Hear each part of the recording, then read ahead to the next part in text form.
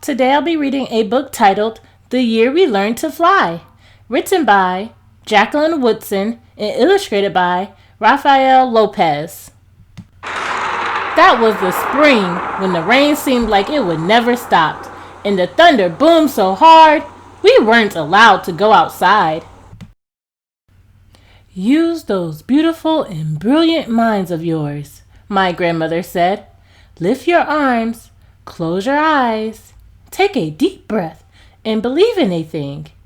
Somebody somewhere at some point was just as bored as you are now.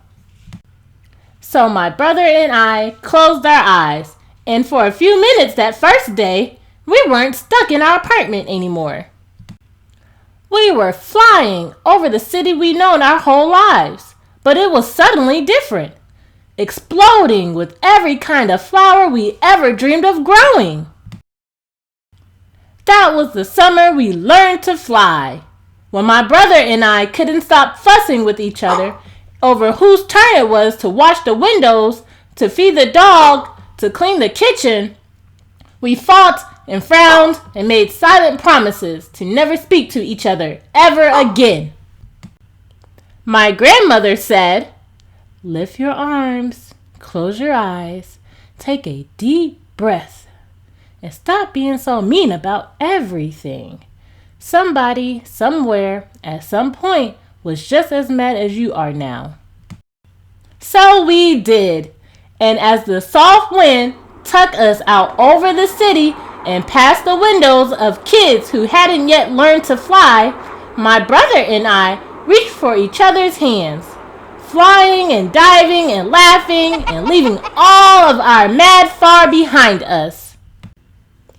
That was the autumn. Our rooms felt too big and lonely, with only us in them and the darkness coming on so fast.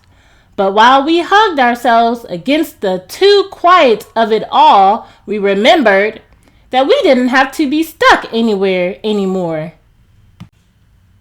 My grandmother had learned to fly from the people who came before.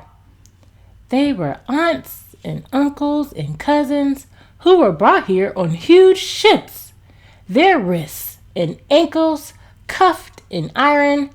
But, my grandmother said, nobody can ever cuff your beautiful and brilliant mind. So our people learned to fly, she said.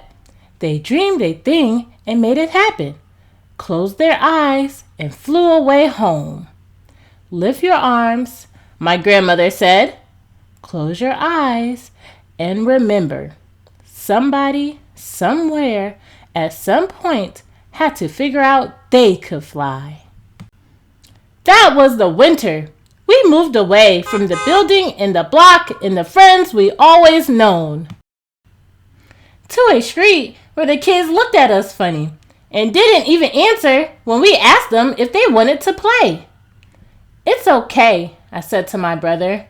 Somebody, somewhere, at some point, had to figure out they were ready for any new thing coming their way.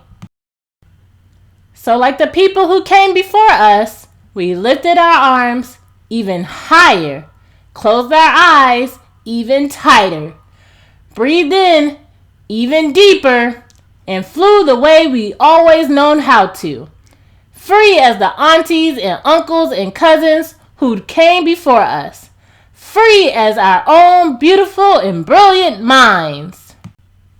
For a long time, the kids on the ground watched us.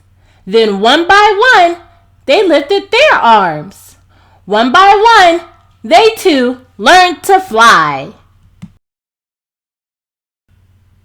The end.